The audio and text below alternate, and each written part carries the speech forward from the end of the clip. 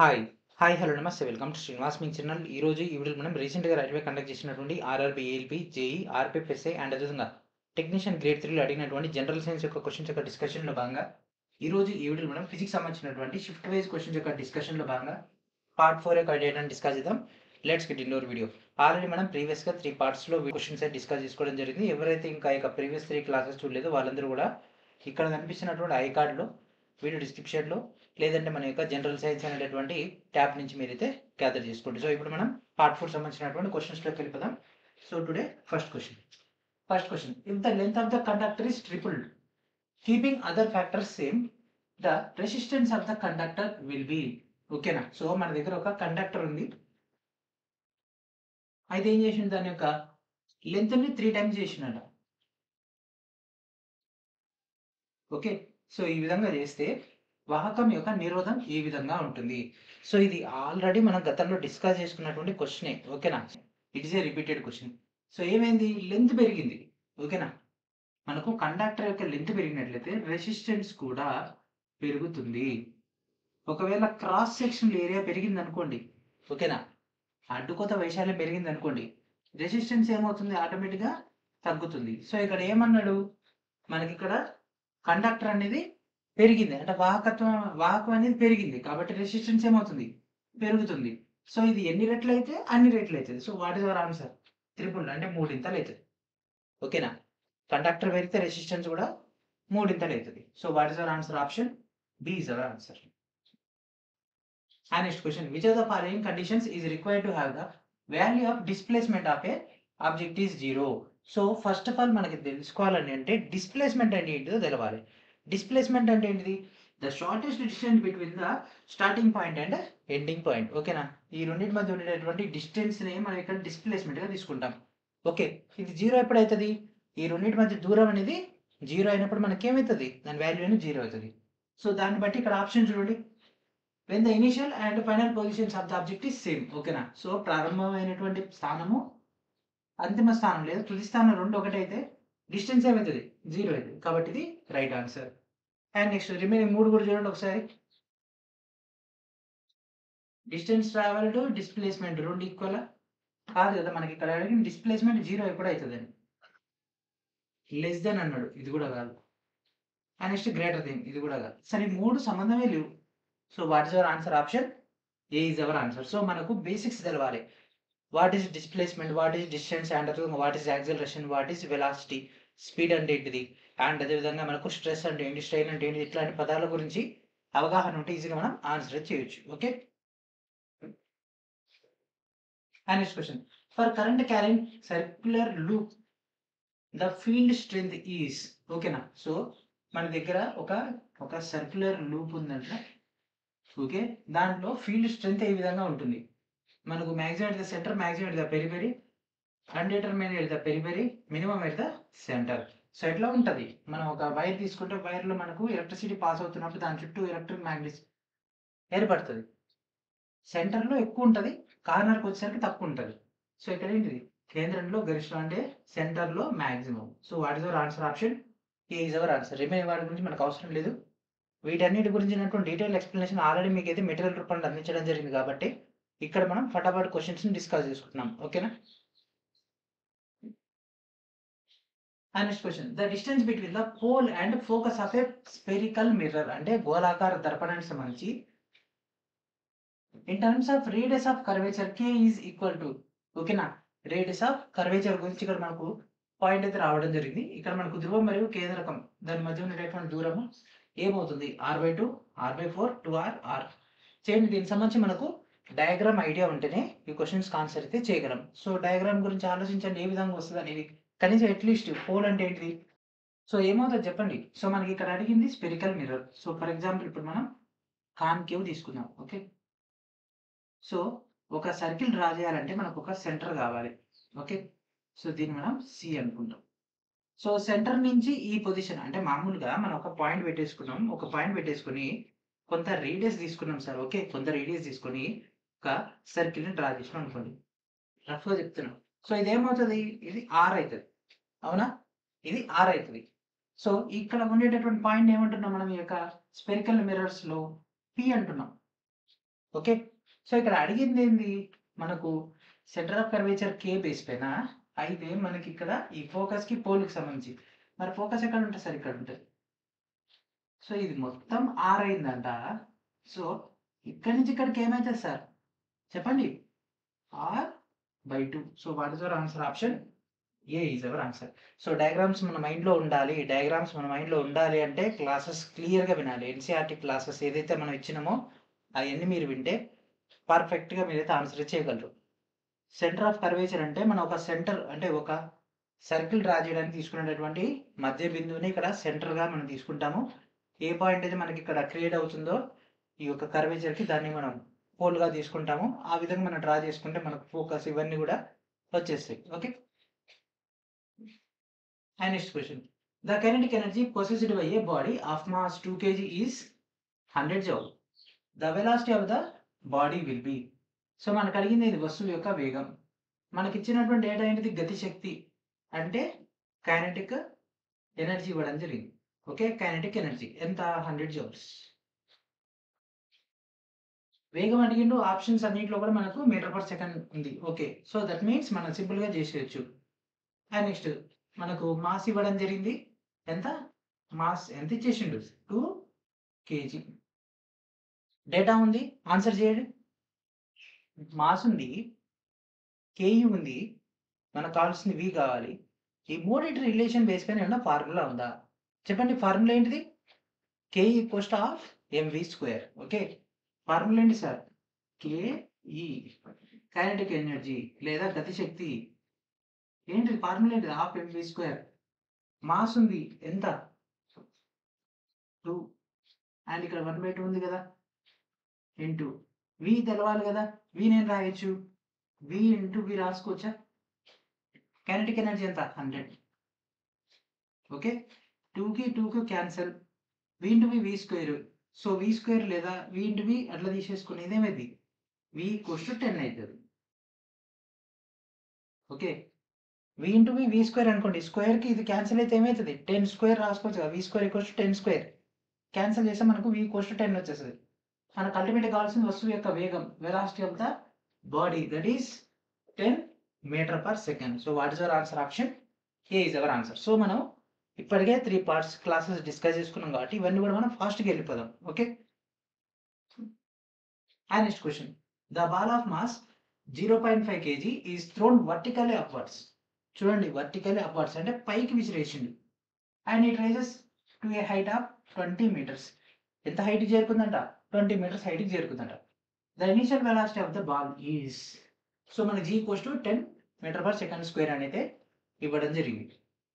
So half KG బరువు ఉండేటటువంటి యొక్క బంతిని మనం నిలువుగా పైకి విసిరేసినాం. ఎంత ఎత్తుకు చేరుకుంది? 20 meters ఎత్తుకి. బంతి యొక్క ప్రారంభ వేగం ఎంత? G equals to 10 metre per second square అయితే. ఆప్షన్ చూడండి. 20 metre per second, 15 metre per second, 25 metre per second, 10 metre per second. Solve చేయండి. ఫస్ట్ ఏమేమి ఇచ్చిండు, మనకి ఏం కావాలి, ఏ ఫార్ములాను ఉపయోగించాలి అంటే బేసికల్ మనం ఉపయోగించినటువంటి జనరల్ ఫార్ములానా, న్యూటన్స్ ఫార్ములాసా, ఏది ఉపయోగిస్తే ఆన్సర్ వస్తుంది. ఓకేనా. సో చూడండి, ఇచ్చింది మాస్ అండ్ నెక్స్ట్ హైట్, లేదా దీన్ని మనం డిస్ప్లేస్మెంట్ అని తీసుకోవచ్చు.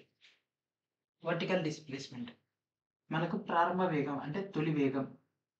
ఇది సర్టెన్ హైట్కి, పర్టికులర్ హైట్కి చేరుకుంది కాబట్టి దీన్ని మనం తుది వేగం సంబంధించి ఆ యొక్క హైట్ పాయింట్ ఆఫ్ వ్యూలో మనం తీసుకుంటే తుది వేగం ఏమవుతుంది? ఒక ఒక బాబు ఒక 6 నిలబడి ఇట్లా పైకి విసిరేసిండు.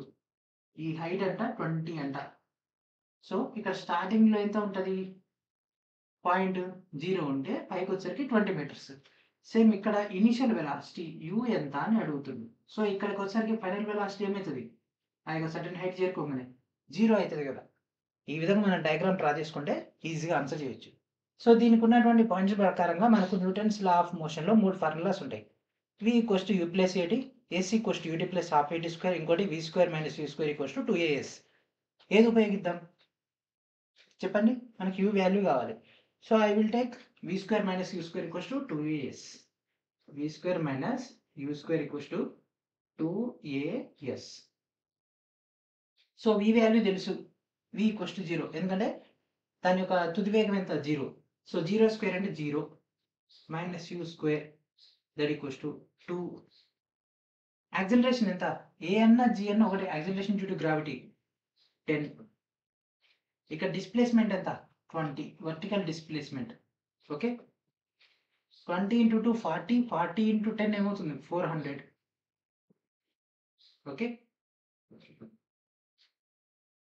So minus u square that equals to ఇక్కడ మనకి ఇది వచ్చేసింది కదా. సో ఈ రూట్ తీసేస్తే ఈ స్క్వేర్ తీసేసి ఇక్కడ మైనస్ ఇది వచ్చేస్తుంది.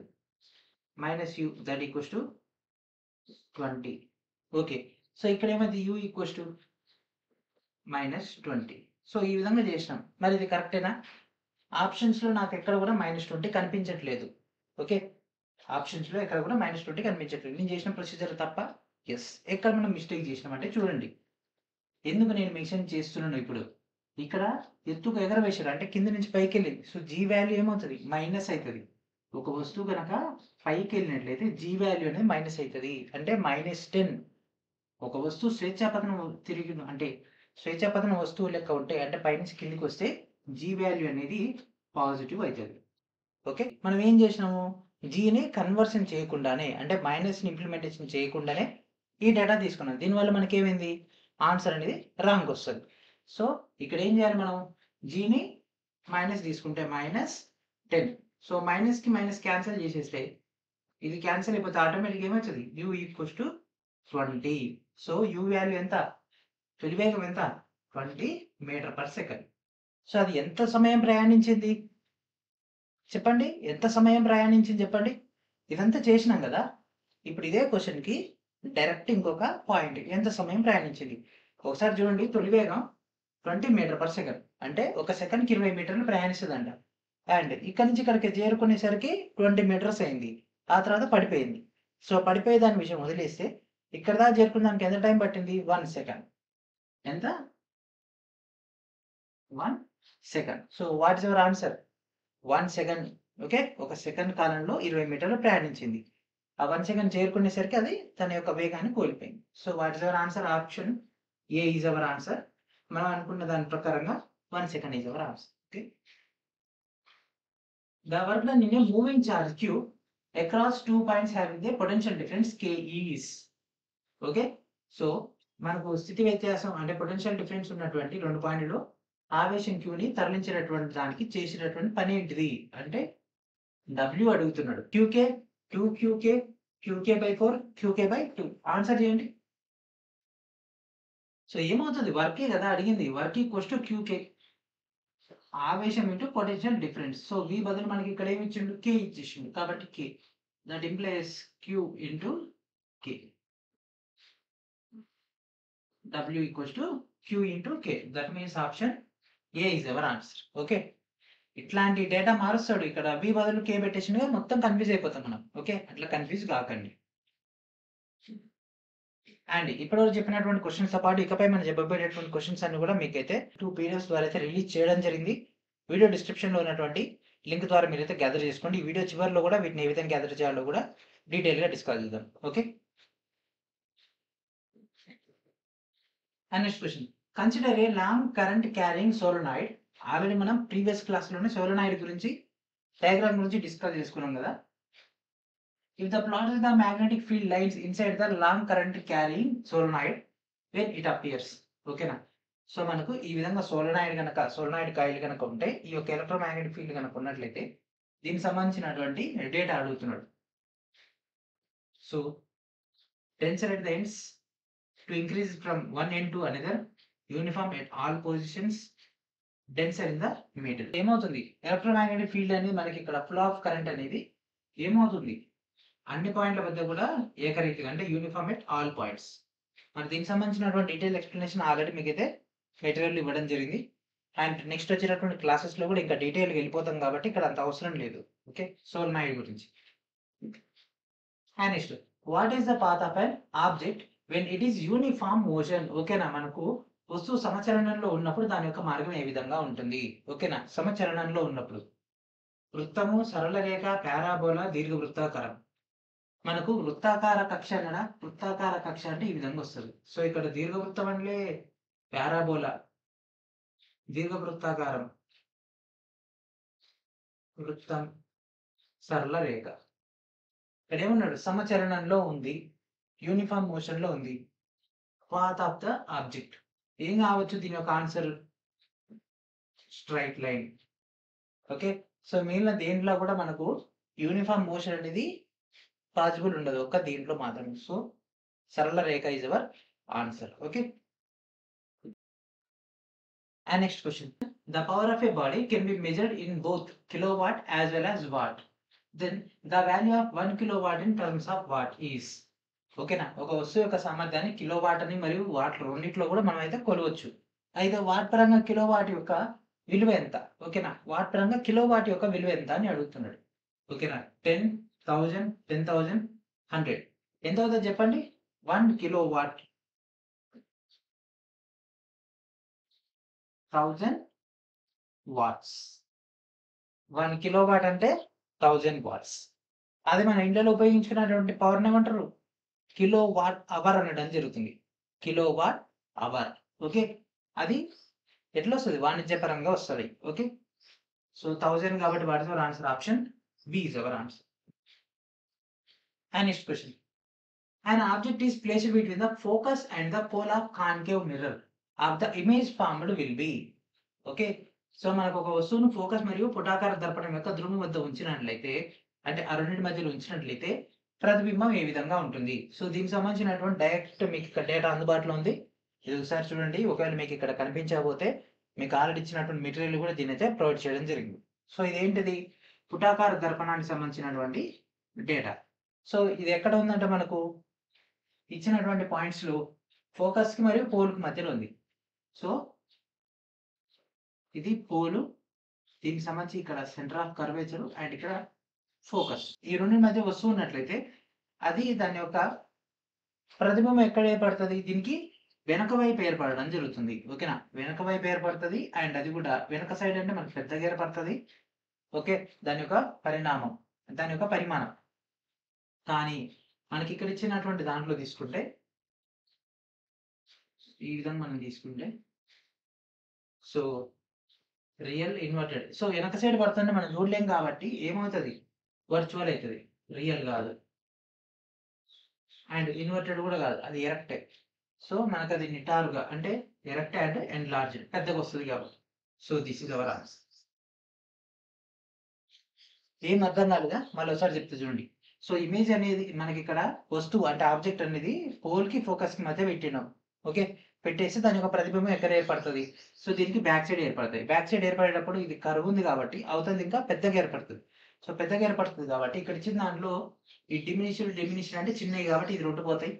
అండ్ రెండోది వచ్చేసరికి ఇక్కడ నుంచి అది పెద్దగా కనిపిస్తుంది. ఓకేనా, సో కెమెరాకి లెన్స్ ఎట్లయితే మనకు బయటకు వస్తుందో మ్యాగ్నిఫికేషన్ అవుతుంది కాబట్టి ఇదేమవుతుంది?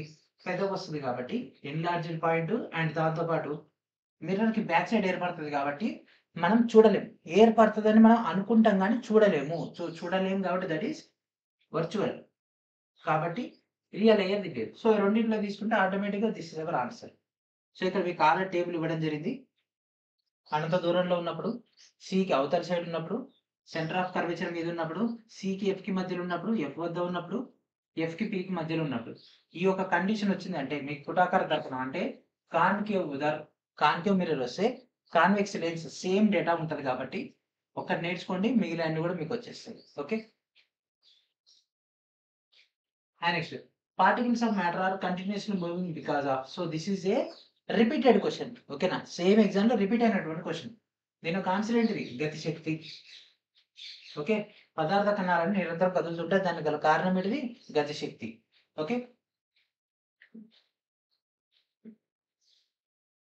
and next, when white light is dispersed by a glass prism into 7 colors, out of the following colors which color will be deviated the least? least అంటే తక్కువగా. ఓకేనా, తక్కువగా వచ్చినటువంటిది. సో ఇక్కడ మీకు కనిపిస్తుంది కదా కలర్స్ అన్ని.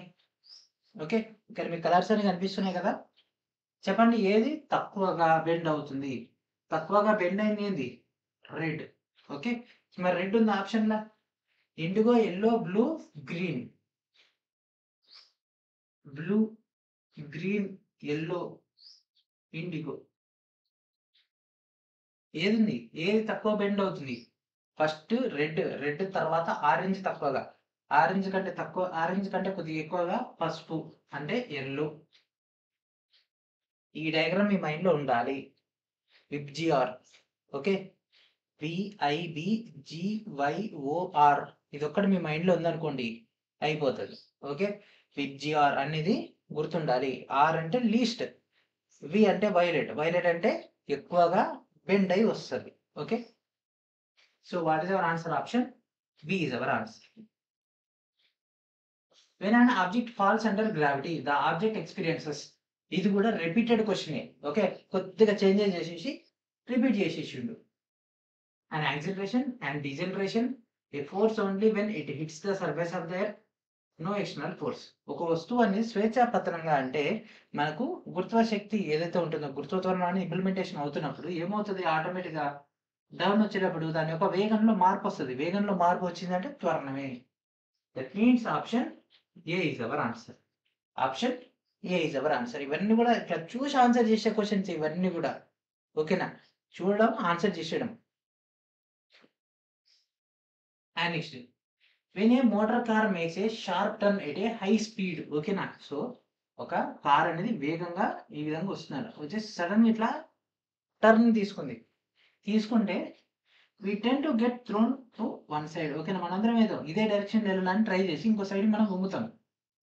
This example is based on which are following of law of motion. So ఇది ఏ చలన నియమంపై ఆధారపడి ఉంటుంది? సో ఇక్కడ చలన నియమాలు చూస్తున్నారు కదా మనకు. Law of conservation of momentum, second law of motion, third law of motion, first law of motion. A Newton చలన నియమం ప్రకారంగా? న్యూటన్స్ ఫస్ట్ లా. ఓకే, న్యూటన్స్ ఫస్ట్ లా. మరి ఫస్ట్ లా ఏంది? దానికి సంబంధించి డేటా ఆల్రెడీ మీకు ఇచ్చినటువంటి మెటీరియల్ అవైలబిలిటీలో ఉంది, ఒకసారి చూడండి. ఆల్రెడీ ఈ పాయింట్ గురించి కూడా మనం ప్రీవియస్ క్లాసులో డిస్కస్ చేసుకున్నాం కాబట్టి ఇక్కడ స్కిప్ చేసేస్తున్నాం. ఓకే, వచ్చేది ఇట్నే వెళ్ళడానికి ట్రై చేస్తుంది, ఆగి ఉన్నటువంటి బస్సు ముందర కదలడం. Okay, next question. Magnetic field lines around a straight current carrying conductor look like.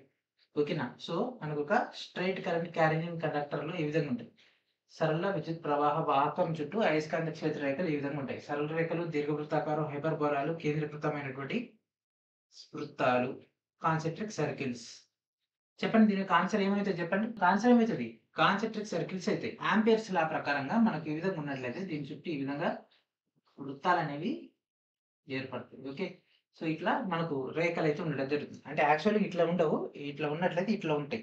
Okay, ఈ విధంగా ఉండడం జరుగుతుంది. And next, the magnification produced by A spherical mirror is 0.75. అది ప్లస్ 0.75 అయితే ప్రతిబింబం ఏంటిది? గోళాకార దర్పణం ద్వారా మ్యాగ్నిఫికేషన్ అనేది పాజిటివ్ ఉంటే ఎట్లా, నెగిటివ్ ఉంటే ఎట్లా? Okay, so virtual erect and diminished, virtual erect and enlarged, real inverted and diminished, real inverted and enlarged. చెప్పండి, దీని యొక్క ఆన్సర్ ఏమవుతుంది? సో గోళాకార దర్పణం సంబంధించి ఇక్కడ మనకు 0.75 ఇచ్చింది కాబట్టి 0.75 పాయింట్ ఆఫ్ వ్యూలో మనకు ప్రతిబింబం అనేది ఊహాత్మకం అవుతుంది. అంటే మ్యాగ్నిఫికేషన్ అనేది ఏమవుతుంది? ఎక్కువ అవుతుంది. అంటే మనం ఇక్కడ మిర్రర్ ఉందంటే మనకు కాన్కేవ్ గా తీసుకుంటే ఇటు సైడ్ ఏర్పడుతుంది కదా, పాజిటివ్ కాబట్టి బయట సైడ్ ఏర్పడుతుంది. బయట సైడ్ ఏర్పడుతుంది అంటే ఏమవుతుంది? ఊహాత్మకం. వెనక చూడలేం కదా, ఇది ఒక మిర్రర్ అనుకోండి, దీని వెనక్కి మనం వెళ్ళి చూడలేం కదా, ఏర్పడుతుందని మనం ఊహించుకుంటాం అంతే. కాబట్టి వర్చువల్. సో ఈ రెండు పోయినాయి. Next erect, yes. రెండోది డిమినిష్డ్, ఎన్లార్జ్డ్. సో ఇక్కడ మనకి ఇచ్చినటువంటి దాన్ని బట్టి చూస్తే ఇది diminished. So what's your answer? Option A is our answer. Okay, and next, when white light falls a glass prism, it split into 7 colors. The phenomenon is known as. So ఇదే కదా ఇందాక మనం డిస్కస్ చేసుకున్నటువంటిది, సేమ్ క్వశ్చనే కదా. అక్కడేం అడిగిండు? ఏది least ఉంటుంది అని అడిగిండు. సో అక్కడ రెడ్, ఆరెంజ్ అంటే విబ్జిఆర్ బేస్ పైన మనం ఆన్సర్ చేసినాం. ఓకే, సో ఇక్కడ ఆ ఫినామినాన్ని ఏమంటారు? ఆ దృగ్విషయాన్ని ఏమంటాడు? చెప్పండి. వివర్తన, విక్షేపణం, విచలనం, వక్రీభవనం. ఏమంటారు? డిస్పర్షన్. లైట్ డిస్పర్స్ అవుతుంది. ఓకే, విడగొట్టబడుతుంది అంటే విభజించబడుతుంది కాబట్టి దాన్ని మనం డిస్పర్షన్ అని అంటాం. ఇప్పుడు మనం మిలిటరీలో వాడడం డిస్పర్సన్ అంటే ఎక్కడికక్కడ విడిపోవడం, అంటే ఎవరి వాళ్ళు వాళ్ళకి వెళ్ళిపోతారు డిస్పర్సన్ అంటే. సో ఇక్కడ కూడా అంతే. Okay, so what is our answer? Option B is our answer. Okay, and next, when force and the displacement are in the same direction then work done will be. ఓకేనా, సో మనకు force displacement రెండు ఒకే direction లో ఉన్నాయంట. Okay, so force positive అంట, displacement positive అయితే work ఏమవుతుంది? Work done అది కూడా పాజిటివ్ అవుతుంది. బోత్ ఆర్ సేమ్ డైరెక్షన్ అయితే ఇది కూడా same direction. Both are opposite directions. Okay, ఇది మైనస్ అయ్యి ఇది ప్లస్ అయింది అనుకోండి, ఇది అల్టిమేట్లీ మైనస్ అవుతుంది. ఓకే, అంటే రుణాత్మకం అవుతుంది. లేదా ఒకవేళ దీని వాల్యూ ఎక్కువ దీని వాల్యూ తక్కువగా ఉంటే ఇది పెరుగుతుంది. ఓకే, సో ఈ కండిషన్స్ బట్టి చూద్దాం. సో ఒకవేళ ఈ రెండు ఒకే డైరెక్షన్ లో ఉన్నాయి అనుకోండి, పాజిటివ్. ఒకవేళ మనకు జస్ట్ పాజిటివ్ నెగిటివ్ ఆపోజిట్ ఉన్నాయని ఇచ్చింది అనుకోండి, అప్పుడు ధనాత్మకం లేదా రుణాత్మకం. ఎందుకంటే దేని వాల్యూ పెద్దగా ఉందో మనకు తెలియదు కదా. దేని వాల్యూ పెద్దగా ఉందో తెలియనప్పుడు మనం ఏం చేస్తాం? Either positive or negative. ఒకవేళ మనకు ఫోర్స్ నెగిటివ్ ఉంది, ఓకే, డిస్ప్లేస్మెంట్ పాజిటివ్ ఉంది, ఫోర్స్ వాల్యూ ఎక్కువ ఉంది, డిస్ప్లేస్మెంట్ వాల్యూ తక్కువ ఉంది అన్నప్పుడు అది రుణాత్మకం అవుతుంది. అంటే ఒకటే క్వశ్చన్ లో మనం 4 కండిషన్స్ డిస్కస్ చేసుకున్నాం అంతే. సో అల్టిమేట్ మన క్వశ్చన్ ఆన్సర్ ఏంటి? Option B is our answer. Okay, and next question, consider a parallel combination of two resistors with a 4 ohm and 6 ohm. The equivalent resistance of the circuit is. Okay, so మనకు రెండు రెసిస్టర్లు ఇచ్చిండు. ఏ connection లో ఉన్నాయి? Parallel connection. అంటే ఏ సంధానంలో ఉన్నాయి? మనకు సమాంతర సంధానంలో ఉన్నాయి. సమాంతర సంధానంలో ఉన్నప్పుడు ఈ క్వశ్చన్స్ కి ఆన్సర్ చేయండి. ఓకే, సో సమాంతర సంధానం సంబంధించినటువంటి ఫార్ములా ఏంటిది? 1/R 1/R1 plus 1/R2. Okay, 1/R equals to 1/R1 plus 1/R2. So R1 తెలుసు, R2 తెలిసేయండి, 4 మరియు 6 ఓం. ఇంప్లిమెంటేషన్ చేసేయండి, 1/4 ప్లస్ 1/6. కాసా కట్టండి ఎంత? 4 మూల 12, 6 రెండ్ల 12. 12 4 ఎందులో పోతుంది? 3ల. 6 ఎందులో పోతుంది? 2ల. 5/12. సో 5/12 అనేది మనకు ఆన్సరా? కాదు, ఎందుకంటే ఇది 1/R రూపంలో ఉంది. సో దీన్ని ఏం చేయాలి? దీన్ని ఉల్టా చేయాలి. ఉల్టా చేయాలంటే R equivalent that equals to ఏమవుతుంది? 12/5. ఓకే, 12/5. 5 1 జా 5 2 జా అండ్ ఇంకా 0.2 ఉంటుంది, అంటే 0.4. సో 2.4 అంటే ఏమొస్తుంది? So this is our answer. Option D is our answer. ఓకేనా, సో ఈ విధంగా మనకి ఒక క్వశ్చన్స్ అయితే సార్ట్ అవుట్ చేయడం జరుగుతుంది. ఓకే, సో ఇక్కడతోటి ఈ యొక్క 28/11/2024 సంబంధించినటువంటి క్వశ్చన్స్ అనేవి కంప్లీట్ అయిపోవడం జరిగింది. నెక్స్ట్ వీడియోలో మనం 29 సంబంధించినటువంటి క్వశ్చన్స్ డిస్కస్ చేద్దాం. సో అక్కడితో మనకి ఏఎల్పీ యొక్క ఫిజిక్స్ యొక్క క్వశ్చన్స్ అనేవి కంప్లీట్ అయిపోవడం జరుగుతుంది. సో ఇప్పటివరకు ఇచ్చినటువంటి కంటెంట్తో పాటు ఇక ముందు రాబోతున్నటువంటి ALP, JE, RPF SI and technician grade 3 సంబంధించినటువంటి ఫిజిక్స్ సంబంధించినటువంటి షిఫ్ట్ వైజ్ క్వశ్చన్స్ యొక్క డేటా అనేది ఆల్రెడీ రిలీజ్ చేయడం జరిగింది. వీటిని ఏ విధంగా గ్యాదర్ చేయాలో ఇప్పుడు మనం చూద్దాం. ఓకే, అండ్ దాంతోపాటు ఎవరైతే ఇంకా మన యొక్క యాప్ని ఇన్స్టాల్ చేయలేదో వాళ్ళందరూ కూడా శ్రీనివాస్ మీకు యాప్ని ఇన్స్టాల్ చేసి రెగ్యులర్గా ఫాలో అవుతుండండి. ఈ యొక్క యాప్ నుంచి మీకు కావాల్సినటువంటి కంటెంట్ మొత్తం కూడా లభించడం జరుగుతుంది. అండ్ అదేవిధంగా రైల్వే గ్రూప్ డి సంబంధించినటువంటి ఫౌండేషన్ కోర్స్ అనేది లాంచ్ చేయడం జరిగింది. ఎవరైతే ఇంకా యొక్క కోర్సు తీసుకోలేదో వాళ్ళందరూ కూడా ఈ యొక్క కోర్సులో జాయిన్ అవ్వండి. దీంట్లో మీకు కావాల్సినటువంటి కంటెంట్ మొత్తం కూడా రావడం జరుగుతుంది. అండ్ దాంతోపాటు టెస్ట్ సిరీస్ తెలుగు మీడియం వాళ్ళకి సంబంధించినటువంటి డేటా కూడా రైల్వే కోర్సెస్ అనేటటువంటి ట్యాబ్లో మీకు అయితే అందుబాటులో ఉంటుంది. అండ్ అదేవిధంగా ఇంగ్లీష్ మీడియం వాళ్ళకి సంబంధించినటువంటి టెస్ట్ పాసులు మీకు అయితే అవైలబిలిటీలో ఉంది. ఇక్కడ నుంచి కూడా మీరు కావాల్సినటువంటి మార్క్ టెస్ట్లను ప్రాక్టీస్ చేయొచ్చు. ఓకేనా, అండ్ ఇప్పుడు మనం ఈ యొక్క మెటీరియల్ ఏ విధంగా గ్యాదర్ చేయాలో చూద్దాం. So this is our official store. So ఇక స్టోర్లోకి వెళ్ళిపోయిన తర్వాత మనం కింద స్క్రోల్ డౌన్ చేయగానే ఇక్కడ కనిపిస్తుంది కదా, ఏఎల్పీ జేఈ సంబంధించినటువంటి physics Telugu medium shift wise questions and అదేవిధంగా ఇంగ్లీష్ మీడియం సంబంధించినటువంటి డేటా. సో డైరెక్ట్ దీనిపైన క్లిక్ చేసినట్లయితే మనకు ఈ విధంగా ఇంటర్ఫేస్ అయితే రావడం జరుగుతుంది. సో మీకు జస్ట్ 20 రూపీస్కి ఇంగ్లీష్ మీడియం సంబంధించినటువంటి 500+ క్వశ్చన్స్ కలిగినటువంటి 8 MBతో కూడినటువంటి యొక్క కంటెంట్ మొత్తం కూడా లభించడం జరుగుతుంది. సో ఇక్కడ కనిపిస్తున్నటువంటి బై నౌ పైన క్లిక్ చేసి మీరు ఇక్కడ మీ యొక్క డీటెయిల్స్ అన్ని కనుక ఫిల్ చేసి నెక్స్ట్ క్లిక్ చేసినట్లయితే మీకు నెట్ డెబిట్ క్రెడిట్ కార్డ్ లేదా యూపీఐ ద్వారా పేమెంట్ చేయాల్సి ఉంటుంది. పేమెంట్ అయిపోయిన తర్వాత మీకు ఈ విధంగా పేమెంట్ స్లిప్ అనేది జనరేట్ అవుతుంది. ఈ యొక్క పేమెంట్ స్లిప్లో ఇక్కడ కింద కనిపిస్తుంది కదా డౌన్లోడ్ అని. సో ఆ యొక్క డౌన్లోడ్ పైన క్లిక్ చేసి మీరు డైరెక్ట్గా ఫైల్ అయితే డౌన్లోడ్ చేసుకోవచ్చు. సేమ్ ఇదే విధంగా మన యొక్క స్టోర్‌లో ఇప్పటివరకు 76 యాక్టివ్ ప్రొడక్ట్స్ అయితే అందుబాటులో ఉన్నాయి. వీటన్నిటిని కూడా ఉపయోగించుకోండి. ఓకేనా? అండ్ అదేవిధంగా ఇప్పుడు రైల్వే సంబంధించినటువంటి కోర్సెస్ అనేవి మన యొక్క అఫీషియల్ వెబ్‌సైట్ ద్వారా లేదంటే మన యొక్క యాప్ ద్వారానే మీరైతే కంటెంట్‌ని అయితే గ్యాదర్ చేసుకోవచ్చు. ఓకే. సో ఇది ఫ్రెండ్స్ ఈరోజు వీడియో. నెక్స్ట్ వీడియోలో మనం పార్ట్ 5 యొక్క డేటాని డిస్కస్ చేద్దాం. అండ్ అప్పటి వరకు ఈ యొక్క వీడియోని మల్టిపుల్ టైమ్స్ వాచ్ చేస్తారని ఆశిస్తూ and thank friends. Thank for watching.